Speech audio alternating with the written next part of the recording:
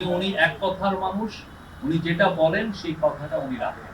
আমার মনে হয় যে বার্তাটা মূলত এসছে পলিটিক্যাল পার্টিগুলো থেকে। তারা প্রফেসর ইউনূসের লিডারশিপের উপরে অকুণ্ঠ সমর্থন জানিয়েছেন। তারা বলেছেন তার লিডারশিপে সবার আস্থা আছে, পুরো জাতির আস্থা আছে।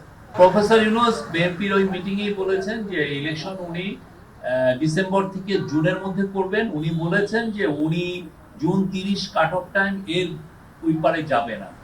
উনি এক কথার মানুষ, উনি যেটা বলেন সেই কথাটা উনি রাখেন।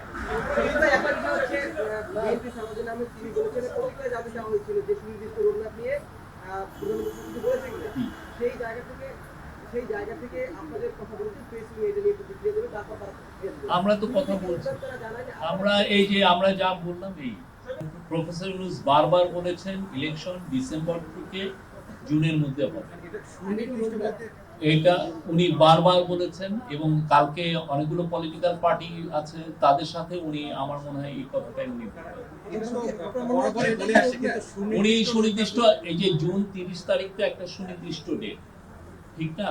যে উনি বলছেন যে এর বাইরে যাবেন।